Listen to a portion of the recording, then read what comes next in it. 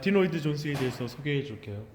제가 신학교에 처음 들어가서 이제 그 대학교부터 신학대학교를 다니기 시작했어요.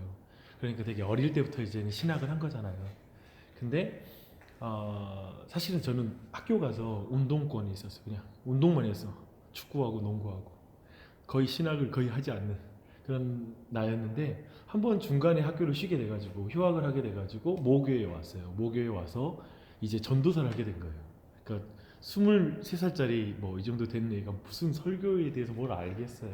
근데 그 당시에 제가 그 설교를 모르니까 설교를 배워야 된다는 생각 때문에 설교에 관한 책을 하나 선택했는데 설교와 설교자라는 마틴 로이드 존스의 그 책을 본 거예요. 근데 저는 그냥 그게 하나님의 인도하심이었던 것 같아요. 왜 그러냐면 지금도 저는 이제 설교에 대한 기대가 크거든요. 설교의 영광에 대해서 설교를 통한 하나님의 그 하나님이 사용하시는 설교의 큰 어떤 위치에 대해서 되게 믿음이 있어요. 근데 그 어린 나이에 그리고 제가 그 당시에 순복음 신학대학교 다녔어요. 그러니까 사실은 이 마틴 로이드 존스 막 이런 말씀 이쪽하고 약간은 순복음의 분위기가 달라요. 근데 제가 학교 분위기에서는 그 책을 읽을 수가 없었어. 학교를 떠나서 누구의 추천받은 게 아니라 내가 그 가서 서점에 가서 골라서 이렇게 처음 선택해서 읽었는데 그런 거 있잖아요. 너무 어렸을 때 제대로 만나면 그 뒤로 계속 그 방향에서 흘러가는 거 있잖아요. 그러니까 처음 영향받는 게 참 중요하잖아요. 처음 신앙을 누구한테 배웠느냐, 처음 시작할 때 누구한테 배웠느냐. 근데 저는 제 설교를 처음에 그냥 마틴 로이드 존스에게 배운 거예요. 그래서인지 몰라도 그 마음과 정서 그리고 마틴 로이드에게 이 영향받은 빚진 마음이 있는 것 같아요. 근데 이분은 그러니까 현대에 예를 들면 장로교 진짜 말씀을 중심으로 하는 그런 교회의 많은 목회자들이 마틴 로이드 존스에게 영향받았다. 금세기에 최고의 많은 영향을 준 사람의 한 사람이고요. 또 이쪽 순복음교회 있잖아요. 약간은 그 영적이고 경험적인 사람들도 마틴 로이드를 존경해요. 왜냐하면 이 사람이 불붙는 여기 표현했지만 기독교에 대해 불붙는 논리를 가졌거든. 그러니까 logic on fire. 그러니까 불붙는 지식에 대한 마음이 있는 거예요. 그러니까 단순히 그 말라 있는 지식을 전하는 사람이 있던 것이 아니라 정말 그 감정과 모든 전 인격이 포함된 그 지식에 대해서 그걸 추구해 나간 거예요. 그러니까 이런 추구점이라면 모든 교파들의 사람들이 영향받는 그런 목회자였던 거예요. 그래서 그 글을 한번 봐볼게요. 기독교에 대해 불붙는 논리 함께 읽어볼까요? 그리스도인으로서 우리들이 주장해야 하고 또 알아야 하며 체험해야 하는 것은 어떤 일들을 하고 안 하는 것에 대한 일반적인 아이디어나 행동들이 아닙니다. 오직 하나님을 아는 것만이 우리의 목표여야 합니다. 교회의 모든 것은 모두 그리스도인의 목표 미달입니다. 그러니까 이게 체험과 수없이 많은 어떤 기독교를 통해서 얻는 많은 유익들 이런 차원의 신앙이 아니라 오직 하나님을 아는 것 그거 안에서 그거 외에 다른 목적들은 목표 미달이다. 이 표현이 참 멋있는 것 같습니다. 그리고 특별히 되게 이 마틴 로이드 존스가 가지고 있었던 핵심은 종교 오락에 대한 거부예요. 뭐냐면 한번 그 아래 있는 글을 읽어드릴게요. 간증자로 초대되는 사람들 중에 해군 제독이나 육군 장성처럼 특별한 직함을 가진 이들도 있고 야구 선수나 연극 배우, 영화 배우, 가수처럼 대중에게 잘 알려진 이들도 있습니다. 사람들은 복음을 설명하는 설교하는 일보다 그런 이들의 간증을 듣는 일을 훨씬 더 가치 있게 여깁니다. 제가 이 모든 것을 오락이라는 범주에 포함시키고 있음을 눈치채셨습니까? 저는 이런 일들이 당연히 오락에 속한다고 생각합니다. 그런데 교회는 설교에 등을 돌리고 이런 오락에 관심을 갖는 것입니다. 설교와 설교자에서 이 사람의 어떤 그 믿음을 보여주는 지점이기도 하죠. 그러니까 간증이 필요 없다는 말은 아니겠죠. 근데 최근에 그런 거 있잖아요. 최근에 안타깝지만 지난번에 안검사 회개하고 했던 그 교회가 그 서울에 있는 큰 교회잖아요. 그 온누리 교회인데, 그러니까 되게 대형계에서 그 사람을 세울 때 그 사람은 담당자는 그 사람 직업을 몰랐다 막 이렇게 표현을 했대요. 뭐 얘기 말하기를. 근데 모를 수도 없고, 그러니까 모르겠어요. 그것을 우리가 이상하게 뭐 비난할 문제는 아니겠지만 어쩌면 그냥 일반적으로 사회적인 지위로 어떤 위치에 세우고 간증도 시키고 이렇게 내세우는 경우가 많잖아요. 그러면 특별하고 그런 사람이 돌아오면 어쩌면 이런 많은 것들이 교회 안에 오늘날 벌어지고 있다라는 것이 현실이고, 그런 걸 볼 때 이것이 오락이다라는 측면으로, 그런 측면에 이 설교에 대한 강조점을 가진 사람이었어요. 그리고 신학에 대한 존중입니다. 로이드 존스는 설교는 신학적이어야 한다고 보았다. 즉 설교자는 하나님과 사람의 관계에 대해 고민하는 학문인 신학에 집중해야 한다고 주장함으로써 설교를 잘하는 방법을 배우려고 하거나 교인들에게 교회 생활과 사회 생활을 열심히 하라고 가르치는 현대 교회의 문제점을 극복하고자 하였다. 특별히 조직 신학과 교회사를 그의 설교에서 중요한 역할을 하였다. 그거 아세요? 교회에서 그저 생활 이야기야 그리고 교회 관계 이야기를 하면 어느 순간 교회를 다닐 이유가 없어져요. 교회에서 그저 삶의 이야기에 조언을 들으려고 오면 어느 순간에 진짜 교회에는 밖에도 너무나 좋은 조언이 많거든요.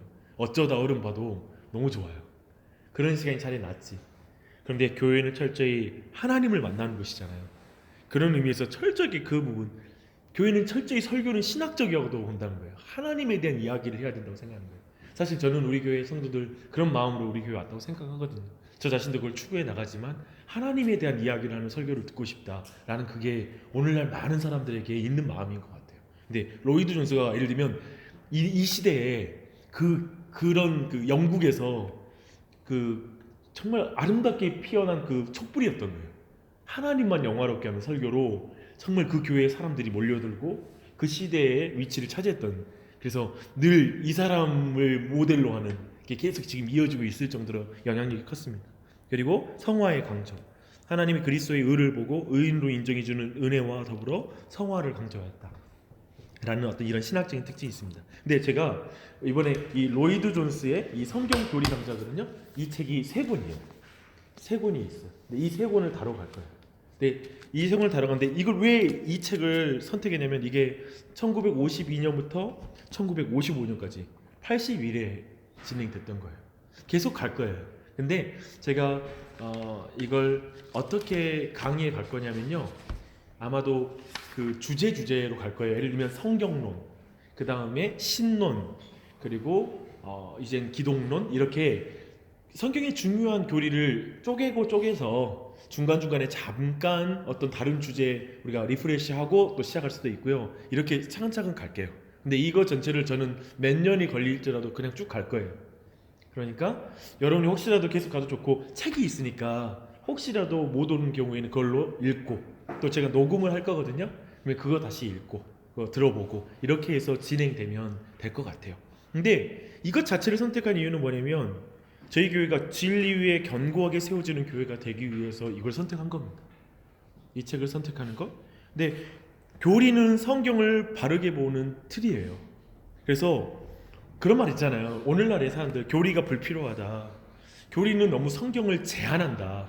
너무 이렇게 사람의 사고가 자유롭게 하나님에 대해서 알아가야 되는데 그걸 너무 이렇게 협소하게 만든다라는 견해가 있어요. 근데 사실 이 말이 되게 자기 모순적 표현이에요.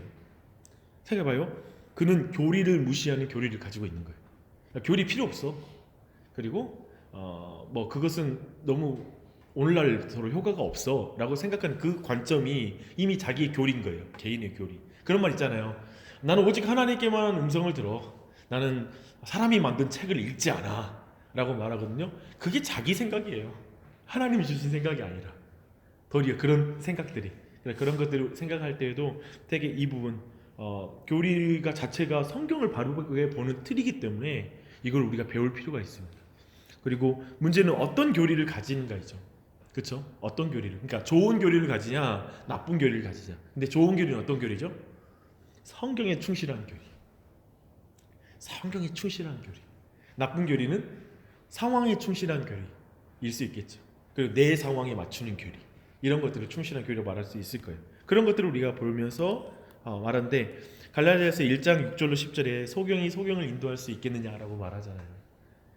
그 생각을 할 때 바른 교리를 가지 않은 사람이 목사가 돼 있고 바른 교리를 가지 않은 사람이 영적 지도력 위치에 서 있으면 어떻게 되겠어요? 그 교회와 그리고 어떤 그룹이 엉망이 되겠죠.